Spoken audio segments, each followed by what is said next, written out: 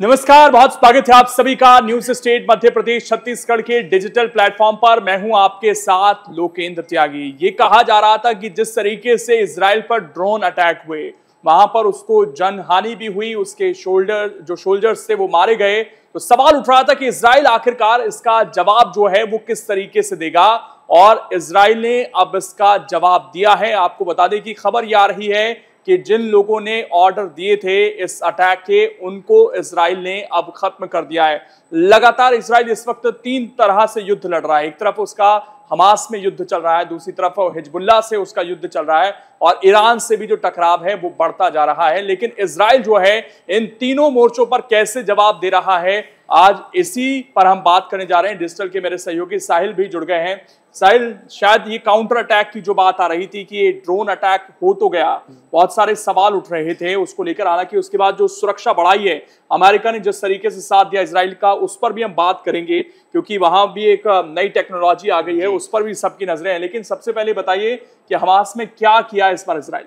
जी बिल्कुल, ये एक अटैक किया जाता है क्या? क्यों? क्योंकि एक ड्रोन अटैक किया गया था जिसमें कहा गया था कि काफी शॉर्ट रेंज से ये ड्रोन्स अचानक से घुस जाते हैं इजराइल की सीमा में और एक आत्मघाती हमला कर देते हैं। जिसके बाद से कहीं ना कहीं इजराइल पर सवाल जरूर उठ रहे थे कि अगर इनका एयर डिफेंस सिस्टम इतना ही मजबूत है तो क्यों? क्योंकि पहले भी ऐसा हो चुका है कि मिसाइल्स लॉन्च की गई थी, ईरान की तरफ से मिसाइल्स लॉन्च हुई थी, यमन की तरफ से ये मिसाइल्स लॉन्च की गई थी। और जब ये हुआ था उस समय भी सवाल उठे थे कि क्यों आयरन डोम नहीं रोक पाया, क्यों एरो 3 सभी मिसाइल्स को निष्क्रिय नहीं कर पाया था। इसके बाद जब ये ड्रोन हमला होता है, ड्रोन हमले के बाद फिर से ये सवाल उठे। इसके रिप्लाई में इजराइल ने इस बार गेम खेला। इजराइल ने क्या किया है, जिस हैंडलर ने या हम कहें जो उसका पूरा मास्टरमाइंड था, जिसके ऑर्डर्स पे ये सब हुआ था, उसी पर सीधा अटैक करके उसको खत्म कर दिया गया है। बिल्कुल, खबर थोड़ा सा बता देते हैं कि आईडीएफ ने दावा किया है कि उन्होंने हमास के उत्तरी गाजा यूएवी कमांडर महमूद अल मबोह को मार गिराया है और उसने इजराइल के सुरक्षा बलों और लोगों पर ड्रोन हमले के निर्देश दिए थे।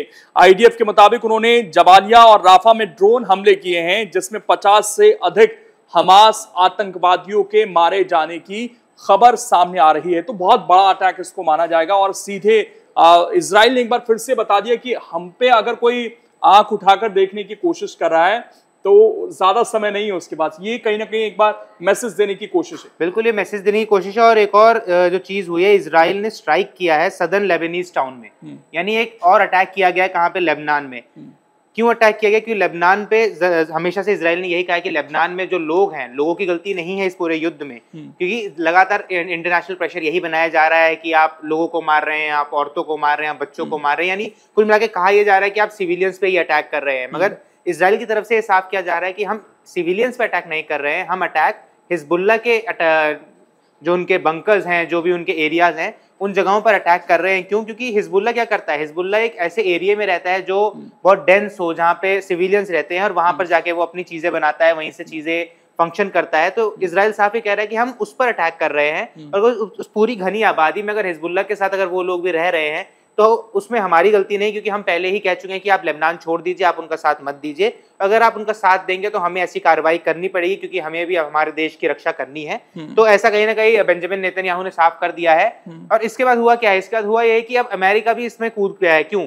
कि अमेरिका ने एक वादा किया है और एक सिग्नेचर्स हुए हैं कुछ बात पर कि अब एक नई टेक्नोलॉजी दी जाएगी इजराइल को, जिसको कह रहे हैं THAAD, हम जिसको थार्ड कह सकते हैं। तो अब ये डिफेंस सिस्टम है क्या?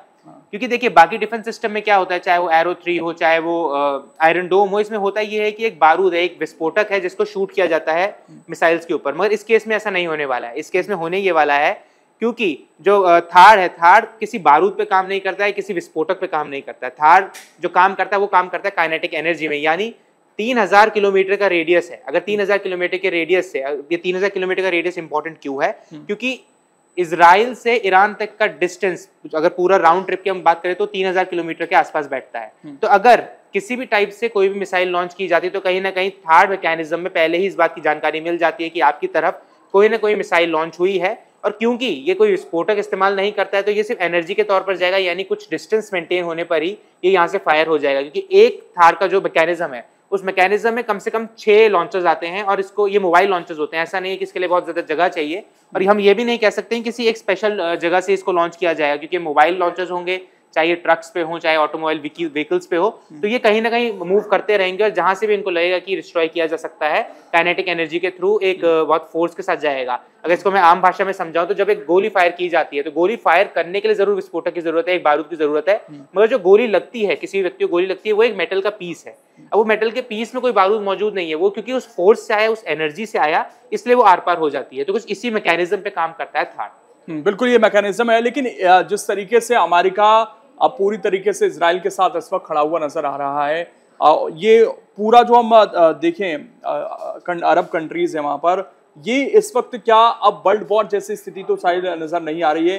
क्योंकि युद्ध विराम तो कहीं से खत्म होता हुआ नजर नहीं आ रहा है। तमाम बातें बेशक कही जाती हों कि सिविलियंस पर अटैक ना हो, क्योंकि लेबनान में, हमास में क्या स्थिति है वो सबको पता है, वहाँ पर कि गाजा में किस तरह की स्थितियाँ, वहाँ पर खाने की कमी हो रही है, वो सारी चीज़ें दिख रही हैं। लेकिन उसके बाद भी युद्ध विराम तो हो नहीं रहा है, उल्टे नई नई चीज़ें, हम नई नई टेक्नोलॉजीज को आते हुए देख रहे हैं। तो ये क्या इस क्षेत्र में जो मुश्किल हालात है वो बनते हुए दिख रहे हैं? बिल्कुल मुश्किल हालात बनते हुए भी दिख रहे हैं, क्योंकि अमेरिका की एंट्री से कहीं ना कहीं बहुत चीजें बदल गई हैं। क्योंकि होगा क्या, अमेरिका ने कह दिया है कि हम आपको थार देंगे, साथ ही कह दिया है कि हम 100 से ज्यादा सैनिक भी उसको ऑपरेट करने के लिए भेजने वाले हैं। अगर ध्यान दिया जाए तो यूक्रेन के केस में ऐसा नहीं था, यूक्रेन के केस में सिर्फ हथियार दिए गए थे, किसी भी तरीके से सैन्य मदद नहीं दी गई थी। मगर इजराइल के साथ ऐसा नहीं है, इजराइल को सैन्य मदद भी दी गई है, और अगर किसी भी तरीके का अटैक होता है और उसमें यूएस जो सैनिक है, अगर उनको उसमें क्षति पहुंचती है, अगर उनका कोई नुकसान होता है, तो उसको सीधा अटैक माना जाएगा यूएस पे। अगर यूएस पे सीधा अटैक माना जाएगा तो कहीं ना कहीं यूएस फिर खुल के सामने आएगा और फिर वो सीधा स्ट्राइक्स ईरान पे या हिजबुल्ला पर सीधा कर सकता है। तो बिल्कुल अब अमेरिका की सीधे तौर पर एंट्री यहाँ पर हो गई है साहिल, और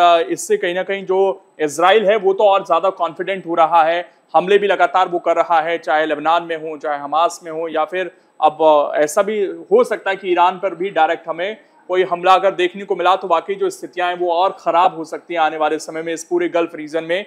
और नजर बनी हुई है कि आखिरकार अमेरिका की जिस तरीके से एंट्री हुई है सीधे तौर पर, और जिस तरीके से इजराइल अटैकिंग मोड में है, इसका क्या नतीजा आने वाले दिनों में निकलता है।